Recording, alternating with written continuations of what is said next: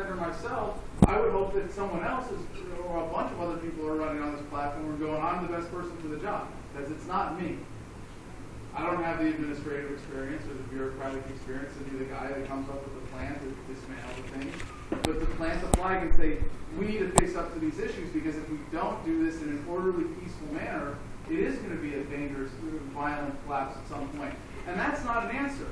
And libertarians get accused of being uncompassionate. I mean, how many of y'all been accused of that before? Oh, you want to end the welfare state? Well, screw you. And you go, wait a second. This philosophy is universal nonviolence, universal ownership of yourself, non-slavery. How could that be uncompassionate? Well, if your answer to the welfare state is, well, we're going to end it, and then magically private institutions are just going to come up like that and fill in all the gaps there.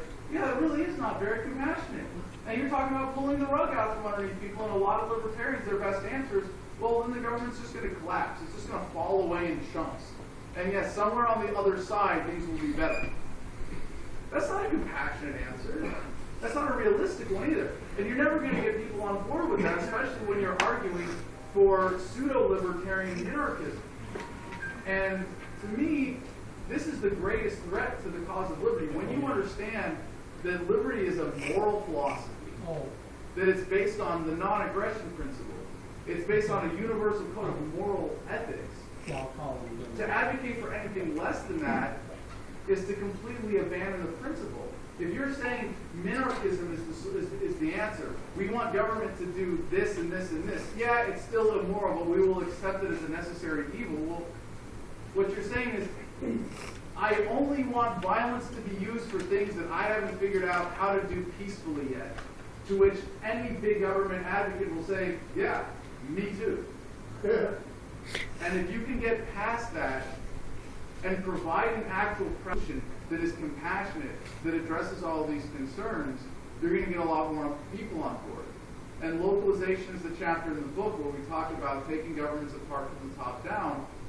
And the power vacuum argument is a legitimate one. I resisted this for a long time. It's like, oh, that's crap. Obviously, if everybody's libertarian, there's not going to be a power vacuum. Well, that's not going to happen overnight either. And if you eliminate government, if you just have revolutions, well, yeah, you might have worse governments come in. You'll have chaos if people believe that they should still be governed. But if you localize it, you have the space for people to embrace self-government. And that's what the power vacuum is filled with. And it acknowledges the current reality that, by and large, people have at least been conditioned away from self-government, if not having it completely beaten out of them. And there needs to be a transition that is consistent with the core philosophy and these principles. And waiting for the collapse ain't it. And if your answer is, well, I got my guns, and I got my bunker, and I got my MREs, y'all good luck in the cities, have fun. That's not the answer either, because the government that is violently clinging to power will not spare you when it's death throes. In fact, you're the ones that it's going to go after first. Oh, the guys cowering in the city, we'll protect them. You preppers? Oh, no, we have to make examples out of you. And I'm not saying don't be prepared. I mean, I believe in it. I mean, I'm driving across the country right now with a U-Haul trailer, and there are several boxes of MREs in there. There's a reason I own an SUV with off-road capability. I mean, at least I've got my escape pod if I can't be living completely independently. I think having a mind to that is very important. But you're not going to win people over with.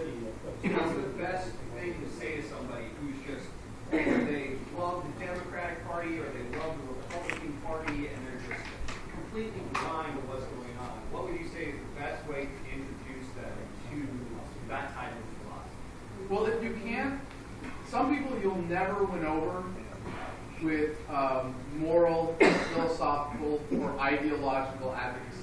They just don't think that way. They don't approach the world that way. And as human beings, we have to acknowledge we're all creatures of pragmatism. Morals don't mean crap if you can't feed your family, right?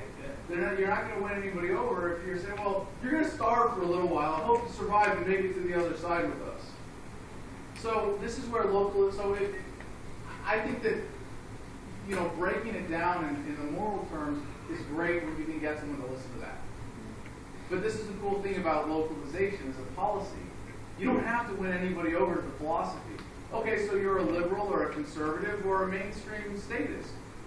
Wouldn't you rather be governed locally rather than by a central authority in some far-off capital? Wouldn't you rather your voice be more relevant? Wouldn't you rather the way that you are governed, if you accept and believe that you need to be governed, and I would argue strenuously against that, that no, you, as a free, beautiful, independent human being, should not be governed except by yourself. But if you believe that you need to be governed, wouldn't you rather be able to set the parameters for that governance locally? Wouldn't you rather be more empowered in that? And if we have to take people by the hand slowly and say, all right, well, you're not going to throw your vote into the giant bucket where nobody counts it. Now you're going to be involved in your state government, and you're going to get to have a little more say here. And now we're going to get rid of state governments. Now we're going to have county governments. And at the county level, now you have a little more say. People go, wow, that's awesome. And when they're embracing that, they're going, yes, I have more say in how I'm governed. And eventually, maybe they'll, they put it together and they go, wait a second. We can go one step further, right? And yeah, it's got to be about empowering people. And that's what's so important about the emotional freedom part of this book is getting past the living. Oh, we have a question in the back. Yes, ma'am. Yeah.